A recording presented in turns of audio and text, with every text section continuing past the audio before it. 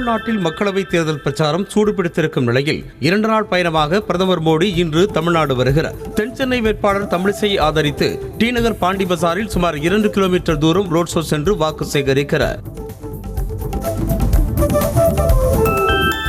பிரதமரின் வருகையை முன்னிட்டு சென்னையில் போக்குவரத்து மாற்றம் செய்யப்பட்டுள்ளது. சென்னை ஜிஎஸ்டி சாலை, அண்ணா சாலை, நந்தனம், டி நகர் உள்ளிட்ட பகுதிகளில் பிற்பகல் 3 மணி முதல் இரவு 8 மணி வரை போக்குவரத்து நெரிசல் ஏற்படக்கூடும் என்பதால் அந்த சாலைகளை தவிர்க்குமாறு அறிவுறுத்தப்பட்டுள்ளது. பிரதமரின் ரோட் ஷோவை முன்னிட்டு டி நகர் வெங்கட் நாராயணா சாலை, ஜிஎன் செட்டி சாலை ஆகிய பகுதிகளில் வாகனங்கள் நிறுத்த தடை விதிக்கப்பட்டுள்ளது. அதேபோல பல்லாவரம் ஜிஎஸ்டி சாலையில் இருந்து கத்திப்பாரா செல்லும் சாலை வரை வணிக ரக வாகனங்களை நிறுத்தவும் தடை செய்யப்பட்டுள்ளது.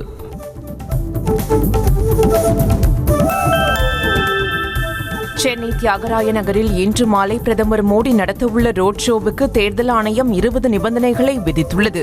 பேனர்கள், கட் அவுட்டுகள் வைக்கக்கூடாது, மத உணர்வுகளை புண்படுத்தும் வகையில் கோஷம் எழுப்பக்கூடாது உள்ளிட்ட நிபந்தனைகள் விதிக்கப்பட்டுள்ளன. தெலுங்கு, கன்னட மொழி பேசும் திராவிட உடன்பிறப்புகள் அனைவருக்கும் உகாதி புத்தாண்டு வாழ்த்துகள் என முதலமைச்சர் மு.க. ஸ்டாலின் பதிவிட்டுள்ளார். தென்னிந்திய மக்களின் உரிமைகள் மீட்கப்படும் ஆண்டாக அமையட்டும் எனவும் முதலமைச்சர் தனது வாழ்த்து செய்தியில் குறிப்பிட்டுள்ளார்.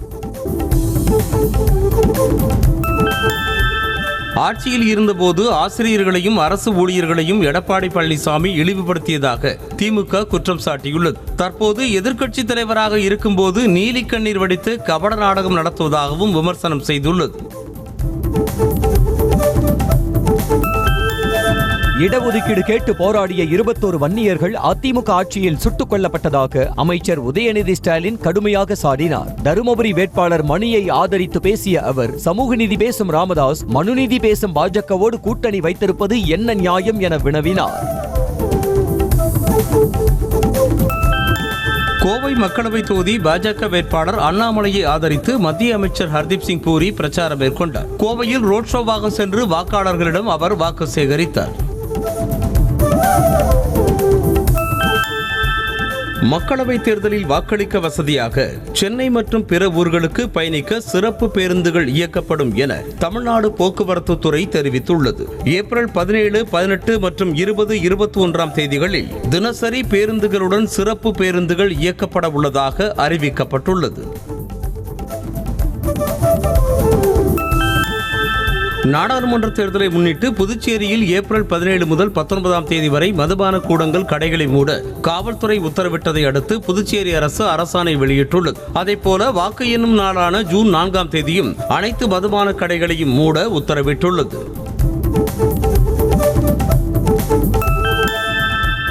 பயங்கரவாதம், நக்சலிசம் முதல் காஷ்மீர் வன்முறை வரை நாடு எதிர்கொள்ளும் அனைத்து பிரச்சனைகளுக்கும் காங்கிரஸ் தான் மூல காரணம் என பிரதமர் மோடி குற்றம் சாட்டியிருக்கிறார். மகாராஷ்டிரா மாநிலம் சந்திராபூரில் தேர்தல் பிரச்சாரத்தில் பேசிய அவர் காங்கிரஸை கடுமையாக விமர்சித்தார். தனது தேர்தல் அறிக்கையை முஸ்லிம் லீகின் அறிக்கை என விமர்சித்த பிரதமர் மோடி மீது தேர்தல் ஆணையத்திடம் காங்கிரஸ் கட்சி புகார் அளித்துள்ளது. 180 தொகுதிகளை கூட வெல்ல முடியாத நிலையில் உள்ள பாஜக இந்து முஸ்லிம் என்ற தனது பிரிவினை பிரச்சாரத்தை கையில் எடுத்துள்ளது எனவும் காங்கிரஸ் கண்டனம் தெரிவித்துள்ளது. உத்தரப்பிரதேசம் அமேதி தொகுதியில் ராகுல் காந்தியும் ரேபரேலியில் பிரியங்கா காந்தியும் போட்டியிட இருப்பதாக தகவல் வெளியாகியுள்ளது. கேரளாவின் வயநாடு மக்களவை தொகுதியில் வாக்குப்பதிவு முடிவடைந்ததும் இது தொடர்பான அறிவிப்பு வெளியாக வாய்ப்புள்ளதாக கூறப்படுகிறது. டெல்லியில் தேர்தல் ஆணையம் முன்பாக தர்ணாவில் ஈடுபட்டிருந்த திரிணாமுல் காங்கிரஸ் எம்பிக்கள் உட்பட கட்சி நிர்வாகிகளை போலீசார் குண்டுக்கட்டாக தூக்கி கைது செய்தனர். அமலாக்கத்துறை, சிபிஐ உள்ளிட்ட விசாரணை அமைப்புகளின் இயக்குநர்களை மாற்றக் கோரி அவர்கள் தர்ணாவில் ஈடுபட்டனர். தங்களது கோரிக்கைகளை வலியுறுத்தி காவல் நிலையத்தில் தர்ணா போராட்டத்தை தொடரப்போவதாக கைது செய்யப்பட்ட திரிணாமுல் காங்கிரஸ் எம்பி டெரிக் ஓ'பிரையன் தெரிவித்தார். மந்திர்மார்க் காவல் நிலையத்தில் பேட்டியளித்த அவர் இது பாஜகவின் 100% சர்வாதிகார செயல் என குற்றம் சாட்டினார்.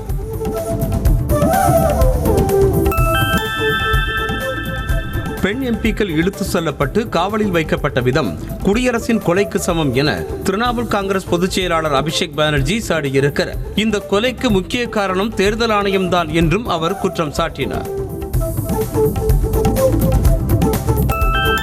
மதுபான கொள்கை முறைகேடு வழக்கில் அமலாக்கத்துறையால் கைது செய்யப்பட்டதை எதிர்த்து டெல்லி முதலமைச்சர் அரவிந்த் கெஜ்ரிவால் தாக்கல் செய்த மனு மீது டெல்லி உயர்நீதிமன்றம் இன்று தீர்ப்பளிக்கிறது. வாதங்கள் நிறைவு பெற்ற நிலையில் பிற்பகல் 2:30 மணிக்கு தீர்ப்பு வழங்கப்படுகிறது. சிறையில் அடைக்கப்பட்டிருக்கும் டெல்லி முதலமைச்சர் அரவிந்த் கெஜ்ரிவால் ஒருவேளை பாஜகவில் இணைவதாக அறிவித்தால் ஒரே நாளில் விடுவிக்கப்படுவார் என அம்மாநில அமைச்சர் அதிஷி விமர்சித்திருக்கிறார். திப்ருகார் தொகுதியில் கெஜ்ரிவால் கைதை முன்னிலைப்படுத்தி அவர் வாக்கு சேகரித்தார். பாஜகவில் இருந்து விலகிய முன்னாள் மத்திய அமைச்சர் பிரேந்தர் சிங் இன்று காங்கிரஸில் இணைய உள்ளதாக தகவல் வெளியாகியுள்ளது. 40 ஆண்டுகளாக காங்கிரஸ் கட்சியில் இருந்த பிரேந்தர் சிங் 10 ஆண்டுகளுக்கு முன்பாக பாஜகவில் இணைந்தது குறிப்பிடத்தக்கது.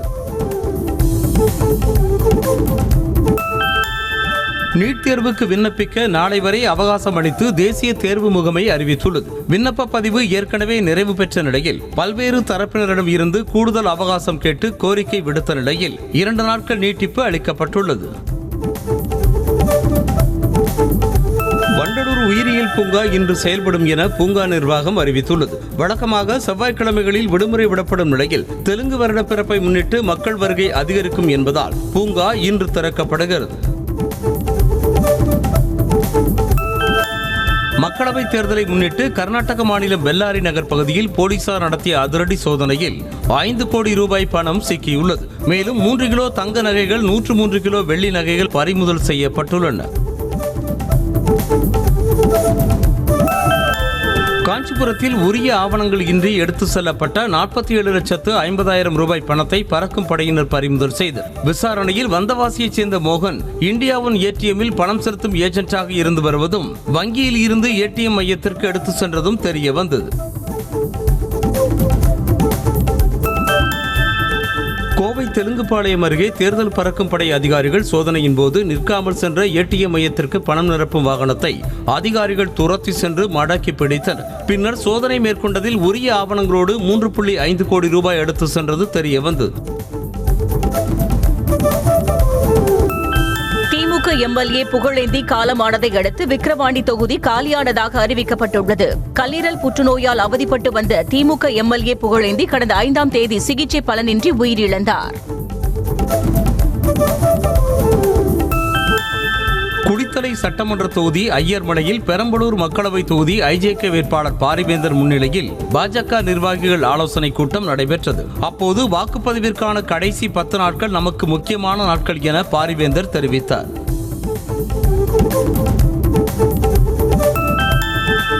திண்டுக்கல் மாவட்டம் ஒட்டன்சத்திரத்தில் ஆவணங்கள் இன்றி எடுத்து செல்லப்பட்ட 80 லட்சம் ரூபாய் பணத்தை தேர்தல் பறக்கும் படையினர் பறிமுதல் செய்தனர். பின்னர் அந்த பணம் வட்டாட்சியர் சசி முன்னிலையில் சீல் வைக்கப்பட்டு ஒட்டன்சத்திரம் கருவூலத்தில் ஒப்படைக்கப்பட்டது. தேர்தல் பறக்கும் படையினர் நடத்திய சோதனையில் 30 லட்சம் ரூபாய் ரொக்கம் மற்றும் 500 கிராம் தங்க நகைகள் பறிமுதல் செய்யப்பட்டன. கிருஷ்ணகிரி மாவட்டம் ஜூஜுவாடி சோதனை சாவடியில் ஹைதராபாத்திலிருந்து கோவைக்கு சென்ற சொகுசு பேருந்தில் நடத்திய சோதனையில் கண்டறியப்பட்டது.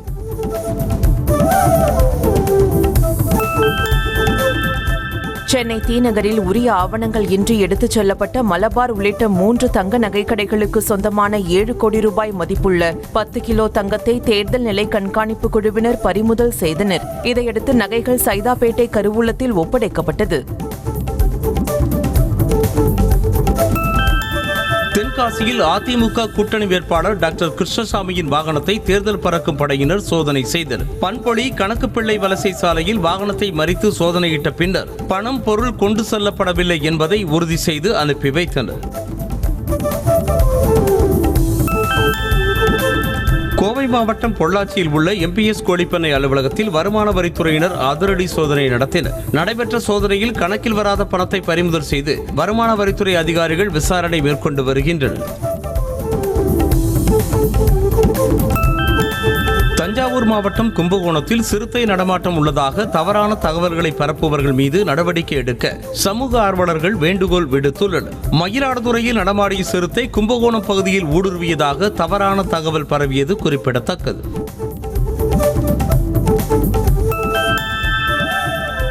மயிலாடுதுறையில் சிறுத்தையை பிடிப்பதற்காக கோவையில் இருந்து WWF இந்தியா என்ற நிபுணர் குழு களமிறங்கி இருப்பதாக தகவல் வெளியாகியுள்ளது. அவர்கள் 30 கேமரா டிராப்களுடன் சிறுத்தையின் நடமாட்டத்தை கண்டறிய உள்ளதாக மாவட்ட வன உயிரின காப்பாளர் அபிஷேக் தோமர் தெரிவித்திருக்கிறார்.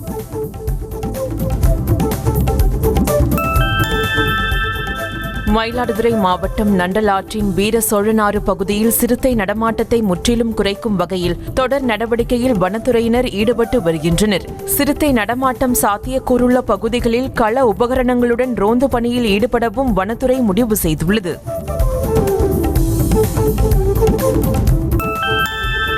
சென்னை விமான நிலையத்தில் இருந்து விம்கோ நகர் வரை சென்ற மெட்ரோ ரயிலில் திருவொற்றியூர் தேரடியில் இருந்து அஜாக் ஸ்டேஷன் வரை கதவு திறக்காமல் சென்றதால் பயணிகள் அச்சமடைந்தனர். தொழில்நுட்ப கோளாறு காரணமாக இந்த தவறு நடந்திருப்பதாக மெட்ரோ ரயில் நிர்வாகம் தெரிவித்துள்ளது. குஜராத் மாநிலத்தில் பசுவை கொல்வது தடை செய்யப்பட்டிருக்கும் நிலையில் வதோதராவில் உள்ள உணவகம் ஒன்றில் பீப் சமோசா விற்பனை செய்த நபரை போலீசார் கைது செய்தனர். மேலும் கடையில் இருந்த 113 கிலோ மாட்டிறைச்சியை போலீசார் பறிமுதல் செய்தனர். மயிலாடுதுறை மாவட்டம் வருஷப்பத்து கிராமத்தில் இருசக்கர வாகனங்கள் எதிரெதிரே மோதிக்கொண்ட விபத்தில் 2 பேர் உயிரிழந்த நிலையில் தீவிர சிகிச்சையில் இருந்த 9ஆம் வகுப்பு மாணவியும் உயிரிழந்தார். இந்த விபத்தில் காயமடைந்த நவிரூபன் என்பவருக்கு சிகிச்சை அளிக்கப்பட்டு வருகிறது. சென்னை அடுத்த பூந்தமல்லியில் நிலம் வரன்முறை செய்ய 20,000 ரூபாய் லஞ்சம் பெற்றதாக எழுந்த புகாரில் 2 கைது செய்யப்பட்டனர். பூவிருந்தவல்லி ஒன்றிய குழு தலைவரின் உதவியாளர் மற்றும் பிளானிங் செக்ஷன் உதவியாளர் ஆகிய 2 போலீசார் கைது செய்தனர். வடலூர் வள்ளலார் சர்வதேச மையம் அமைக்க எதிர்ப்பு தெரிவித்து வந்த பார்வதிபுரம் மக்கள் அதற்காக தோண்டப்பட்ட பள்ளத்தில் இறங்கி போராட்டத்தில் ஈடுபட்டனர். பெருவெளியில் சர்வதேச மையம் அமைப்பதை கைவிட்டு வேறு இடத்தில் அமைக்க வேண்டும் என அவர்கள் வலியுறுத்தினர். சென்னை அடுத்த பெரும்பாக்கத்தில் 80 வருடங்களாக விவசாயம் செய்து வந்த இடத்தில் காவலர் குடியிருப்பு கட்ட விவசாய குடும்பத்தினர் எதிர்ப்பு தெரிவித்தனர். மேலும் அறுவடைக்கு தயாரான பயிர்களை அறுவடை செய்ய அனுமதிக்க கோரி வழக்கறிஞர்கள் போலீசாரிடம் கடும் வாக்குவாதத்தில் ஈடுபட்டனர். திண்டுக்கல் மாவட்டம் கம்பளிநாயக்கன்பட்டியில் உள்ள கல்குவாரியால் பல்வேறு பாதிப்புகள் ஏற்படுவதாக கூறிய மக்கள் கல்குவாரியை முற்றுகையிட்டனர். அதனை முறையாக ஆய்வு செய்து அப்புறப்படுத்த வேண்டும், இல்லை என்றால் வரும் நாடாளுமன்ற தேர்தலை புறக்கணிக்கப் போவதாகவும் எச்சரித்துள்ளனர். திண்டுக்கல் மாவட்டம் முள்ளிப்பாடி தேவாலயத்தில் மெழுகுவர்த்தி ஏற்றி வைத்துவிட்டு பிரார்த்தனையில் ஈடுபட்ட நபர் உண்டியலில் இருந்து பணத்தை திருடி சென்றுள்ளார். இதனால் காவல் நிலையத்தில் புகார் அளிக்கப்பட்ட நிலையில் அது தொடர்பான வீடியோ சமூக வலைதளங்களில் வேகமாக பரவி வருகிறது. கடலூர் மாவட்டம் விருத்தாச்சலத்தில் தேமுதிக தேர்தல் பிரச்சார கூட்டத்திற்குள் பிரேமலதா விஜயகாந்த் வருவதற்கு முன்பாக கடும் போக்குவரத்து நெரிசல் ஏற்பட்டது. அப்போது தேமுதிக நிர்வாகிகள் விஜயகாந்த் பாடல்களுக்கு நடனமாடி கொண்டாட்டத்தில் மிதந்த போது 108 ஆம்புலன்ஸ் வாகனம் ஒன்று கூட்ட நெரிசலில் சிக்கிக் கொண்டது. கன்னியாகுமரி மாவட்டம் குளச்சல் அருகே நில புரோக்கர் வீட்டில் 3 லட்சம் ரூபாயை கொள்ளையடித்த மர்ம நபர்களை CCTV காட்சிகளை வைத்து போலீசார் தேடி வருகின்றனர். வீட்டின் பின்பக்க கதவுகளை உடைத்து மர்ம நபர்கள் கைவரிசை காட்டியுள்ளனர்.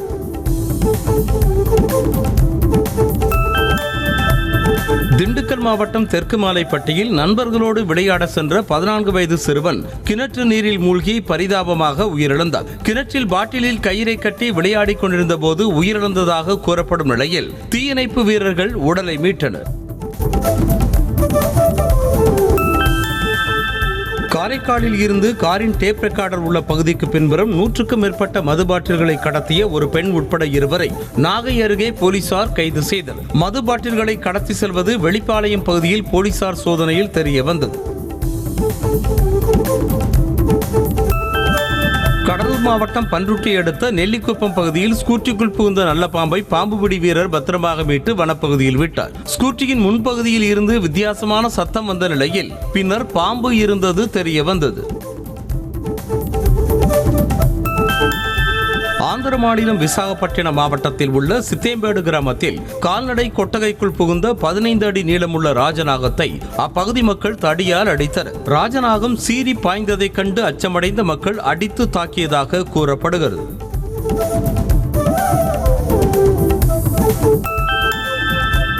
நியூயார்க்கின் மன்ஹட்டானில் குவிந்த மக்கள் சூரிய கிரகணத்தை கண்டு ரசித்தனர். கண்ணாடியை கொண்டு சூரிய கிரகணத்தை பார்த்து செல்போன்களில் புகைப்படம் எடுத்துக் கொண்டனர்.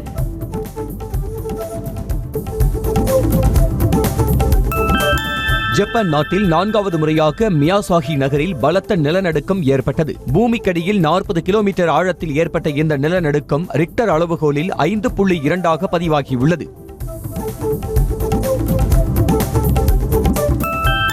அமெரிக்காவின் கொலராடோ மாகாணத்தில் உள்ள டென்வர் சர்வதேச விமான நிலைய ஓடுபாதையில் புறப்பட்ட விமானத்தின் என்ஜின் மூடி கழன்று இறக்கை மீது விழுந்ததால் விமானம் அவசரமாக தரையிறக்கப்பட்டது. பின்னர் பயணிகள் வேறொரு விமானத்தில் அனுப்பி வைக்கப்பட்டனர்.